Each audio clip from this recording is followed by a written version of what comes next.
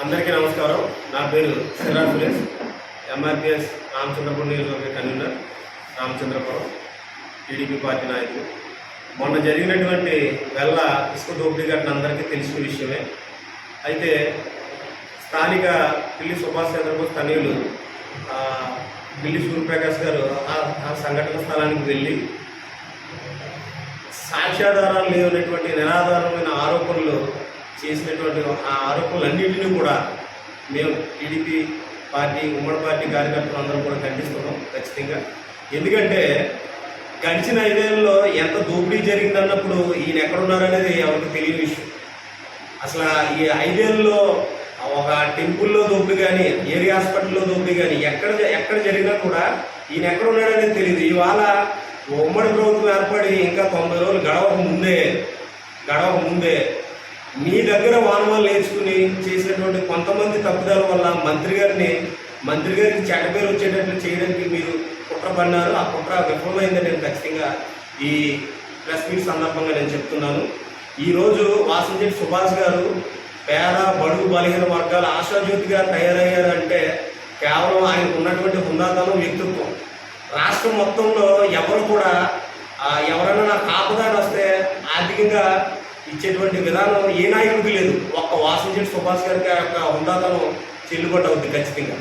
ఇప్పుడు ఇన్నేళ్ల నుంచి 1947 నుంచి ఇప్పటి వరకు అనేక మంది ఎమ్మెల్యేలు లేదా మంత్రులు ఇక్కడ చేశారు. ఎప్పుడు కూడా వారి యొక్క ప్రజలను దోపిడీ చేసి సంపాదించుకుని వాళ్ళ యొక్క వ్యక్తిగత విషయాల్లో ఆర్థికంగా బలపడడం తప్ప నిరుపేద వర్గాలకి ఎవరు కూడా ఎటువంటి ₹1 దానం చేసినటువంటి రోజులు ఈ రామచంద్రపురం నియోజకవర్గంలో లేదని నేను ఖచ్చితంగా చెప్తున్నాను. ఈ 90 రోజుల నుంచి స్థానిక మంత్రి అయినటువంటి వాసంశెట్టి సుభాష్ గారు ఆయన చేతి ద్వారా దగ్గరగా ₹1.5 కోట్ల పైన బడుగు బలహీన వర్గాలకి ఎవరు ఎటువంటి ఆపదని వచ్చినా కూడా వెంటనే స్పందించి అతని యొక్క సమస్యను పరిష్కరించడం, దాంతోపాటు ఆర్థికంగా మేము లేవు అంటే వారికి తక్షణమే సహాయం చేసి ఎంతోమంది బడుగు బలహీన వర్గాల్లో ఒక గొప్ప హుందాతనాన్ని లేదా గొప్ప ఉదరతను ఆయన చాటుకున్నారని నేను ఈ సభాముఖంగా చెప్తున్నాను.